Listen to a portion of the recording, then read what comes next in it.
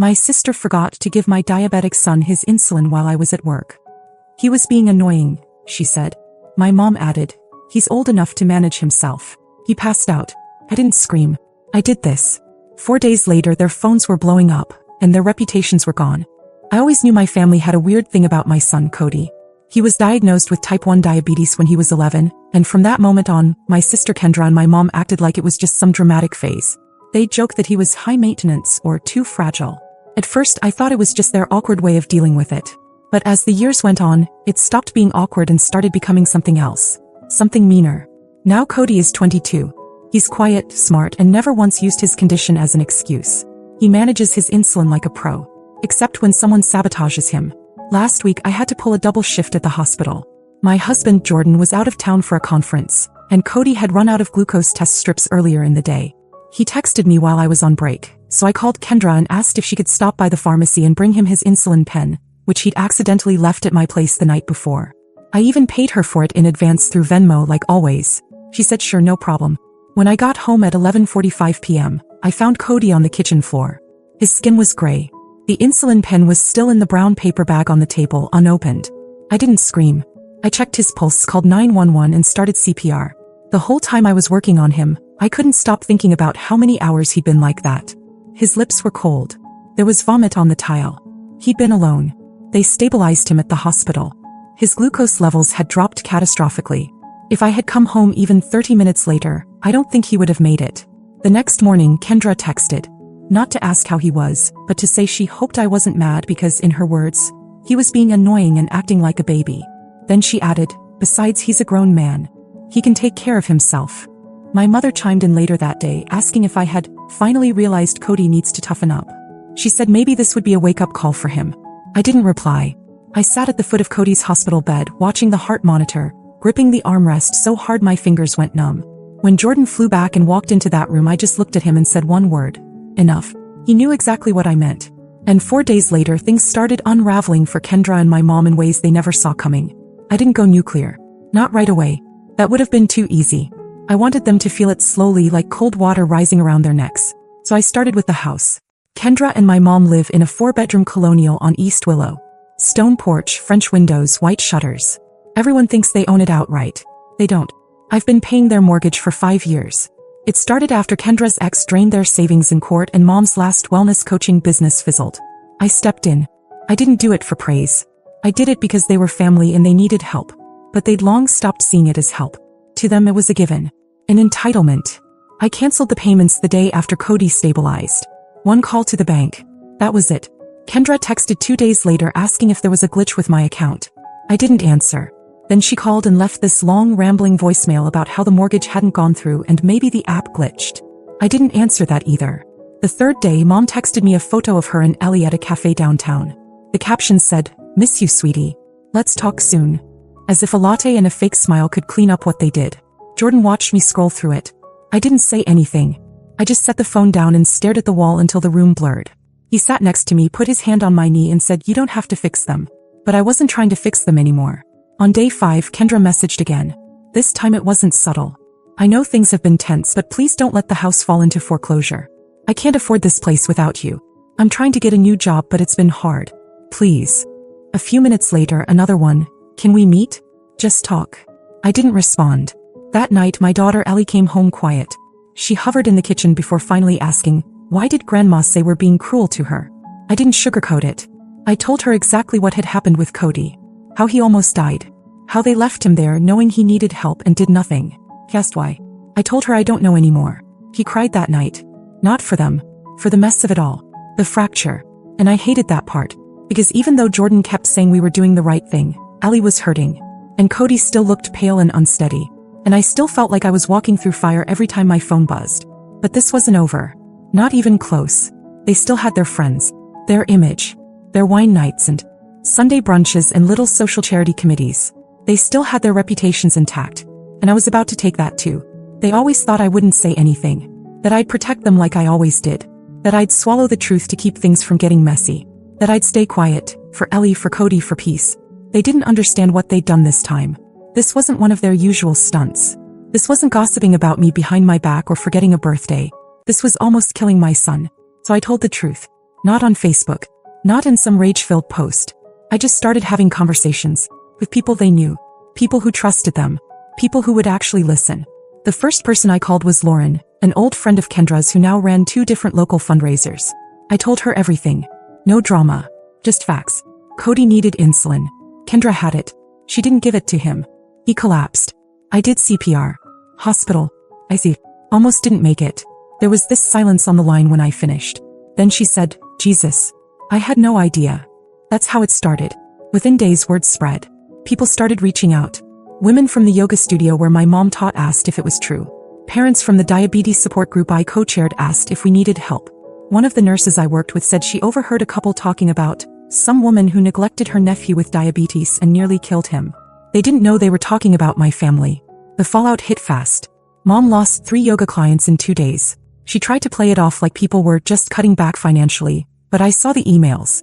One woman wrote, I'm no longer comfortable leaving my daughter with someone who doesn't take medical conditions seriously. Kendra was worse off. Her little Etsy shop, full of handmade boho decor, was suddenly buried in bad reviews. Not vicious ones. Just people saying they couldn't support someone who could do something like that. She tried deleting them. It didn't matter. Screenshots were already making the rounds. And then came Claire Benson. Claire ran the town's biggest annual charity auction. She was the kind of woman my mother had spent years trying to impress. Always tagging her in photos, always bringing her lemon bars she didn't ask for. Claire posted something on the neighborhood Facebook group. No names. Just a short message. It costs nothing to show kindness to someone who depends on you. It costs everything to pretend it doesn't matter. Everyone knew who it was about. No one defended them. By the end of the week, the same neighbors who used to wave at my mom from their driveways were walking right past her without a glance. Kendra stopped posting on Instagram. Not even stories. Jordan told me to be careful. That humiliation makes people reckless. And that was before I got the alert. It was from my bank. Someone had tried to reset my online account password. They used my mother's maiden name to answer the security question. It failed twice. Then my phone buzzed again. The second attempt. This time from a different device. I didn't even need to guess who it was. I just stared at the screen and felt this slow, cold wave crawl through me.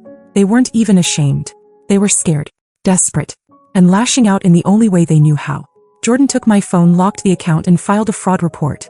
He kept telling me not to panic, that we'd catch whoever did it. But I wasn't panicking. I was planning.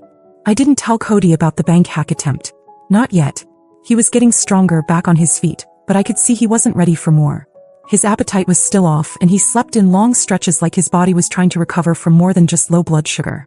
I wasn't about to hand him more stress, not when I could handle it myself. Jordan wanted me to call the police. Almost did. But instead I gave them one last chance. A text.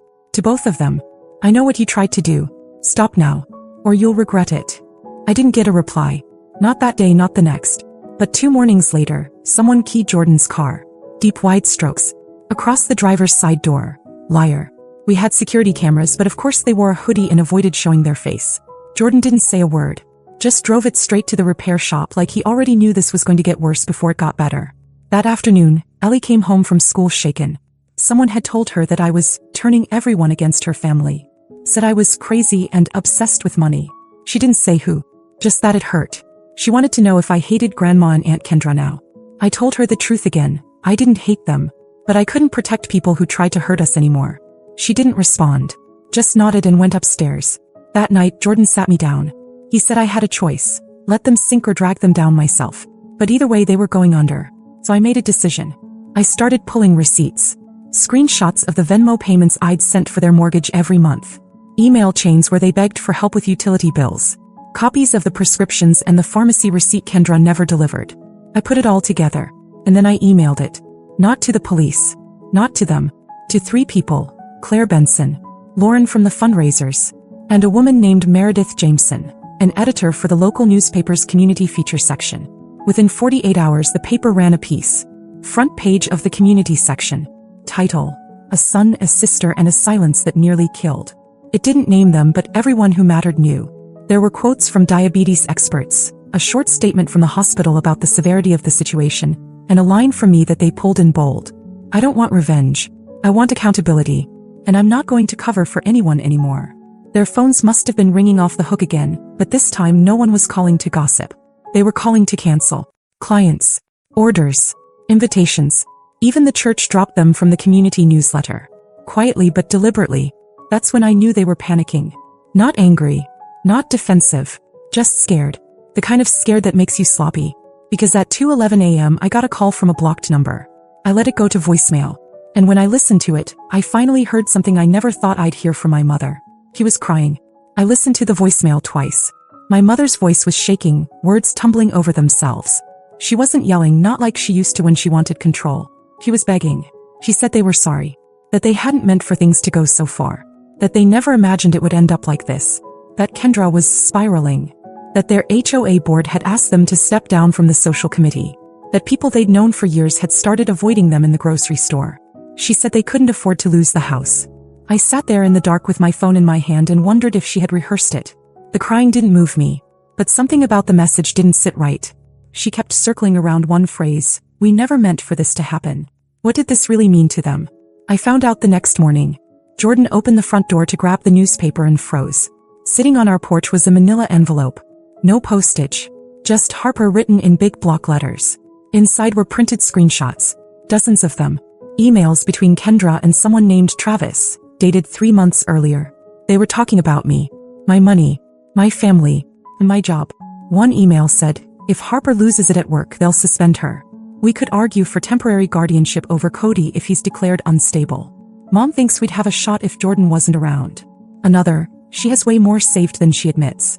Cody's condition is her weakness. I couldn't breathe. I sat at the kitchen table and read every word. They'd been planning something. I didn't know what exactly, custody, power of attorney, something ugly, but the point was they weren't just neglectful. They were deliberate and stupid. Because someone gave this to me. I called the number listed on one of the emails. It was Travis. He used to do freelance IT work for Kendra's ex-husband. I didn't say who I was. Just asked how he got these. He hesitated. Then said quietly, she never logged out of her email when she used my laptop. I thought you should know. I asked him why now. He said, I have a diabetic kid. I couldn't sleep after reading that article. I told Jordan everything. He sat there for a long time staring at the envelope, then stood up and asked where we kept the spare flash drives. He copied the files, labeled them, and then said, you have everything you need now. He was right. I had the financial records. I had their lies in writing. And now I had proof that they'd planned something deeper, something meant to destroy us.